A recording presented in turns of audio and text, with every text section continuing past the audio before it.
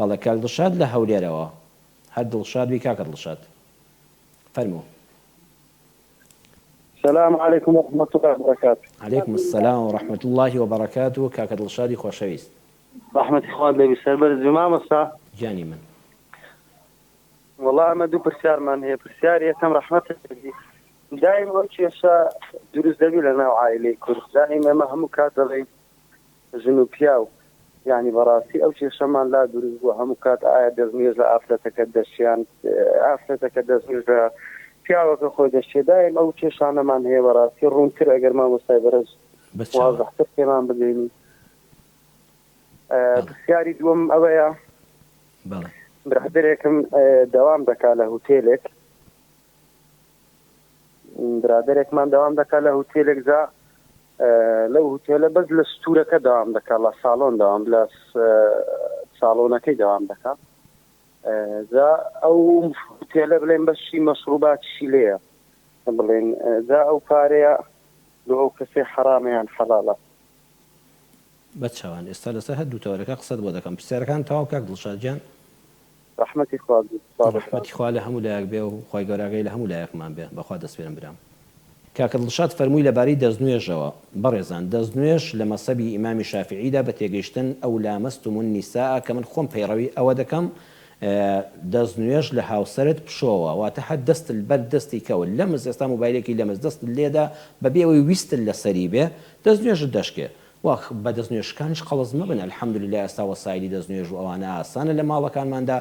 حد دەستنوێژێک تازە دەکەیتەوە بەلانی کەمەوە دە چاکت بۆ دەنووسرێ. دەی لە قیامەتە ئێمە محتاجی چاکەیەکین. هەموو کاتێ دەستت بە دەستی هاوسەرت کەوت کوڕە بڵێت با بیکەین بە تەوقەیەکدا ئافرەت بەخوا نەمزانی با دەستخینە ناو دەستی یەکەوە زەردەخەنەیەکی بۆ بکەو هەردوو لاتان دەستنوێژەکە تازەکەنەوە جاتخوا حەیف نییە نوێژ بە دەستنوێژی تازەوە نەکەی. بەڵام جاری وا هەیە ئیمام ئەبوو حەنیفە ڕەحمەتی خوا لێ بێ زانایانی تر کە ڕەئیان وایە مادام بە ئارس و بازی دەستت بۆ دەستی نەبردووە، چای داوەتە دەستت تەوقێ ینی پەرداخی ئاوی داوەتە دەستت حەزم نەکردو دەست بە دەستی کەوێت کە چی کتوپەر قەدەری خوای گەورە پەنجەت بەر پەنجەی کەوت بەر پێستی کەوت.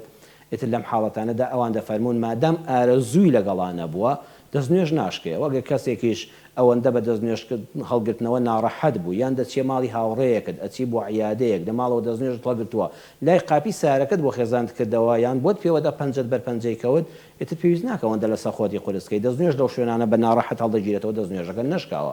ئاساییە لەم حاڵەتانەدا.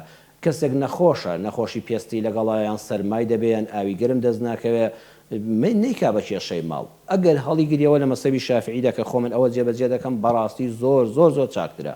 واگەر کەسێک ژووتی دەستنوێژ ناشۆمەوەیان توانای نەبوو ئاساییە برای بەڕێزم دەستنوێژەکەت نەکەی. ئەو کەسێک کە لە شوێنەکە کار دەکا مەشروبی تێدا دەخورێتەوە وتاری بەیانی جومعەشم خۆزگە و بەڕێزە ئێستا لە وتاری جومعەی بەیانی دابووە لەسەر ئەوە زیاتر دەڕۆم.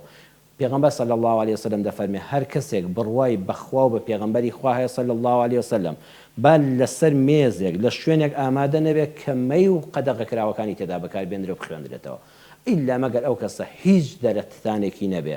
یعنی بەڕاستی ئەگەر ئەم ڕۆواز لەو ئیشە بێنە پارەی بەیانی خۆی ماڵ و منداڵی لە جیفانیان نەبێ خوای گەورە بەڕەحمە هەل لە ئەم شەوە بڕیار بدا بە دووی کەسابەتێکی حەڵاڵا بگەڕێت. داواش دەخوا بکە ومن یتق الله یجعل له مخرجا. والله لەبەر خاتری بەس خوا واز لەو شوێنە بێنە خوا دەرگای حەڵاڵی لێ دەکاتەوە با پارەکەی کەمتر بێ بەڵام بەرەکەتی تێدا دەبێ. قەیچێکە بەس لە ئێستاوە ئەگە ئیمکانێتی ئەوی پاری هەفتەیەکی هەبوو باواز بێنە ئیمکانێتی تەنانەت بەیانی نەبوو لەو شوێنە بە دڵێکی ناڕەحەتەوە داوای لێبوردن لە خوا بکات دەوام بکە بەڵام بەردەوام لە ڕێی خزم و دۆست و هاوڕێ و بەرادەرانەوە پشت بە خوای گەورە بە ئیزنی خوای گەورە داوا بکە بڵێ خوا دەرگای ڕزق و ڕۆزی حەڵاڵم لێ بکەوە لەم شوێنە ڕزگارم کە حرامە موسڵمان لە شوێنە کە بێ ئەمری خوای تێدا دەکرێت دەوام بکە.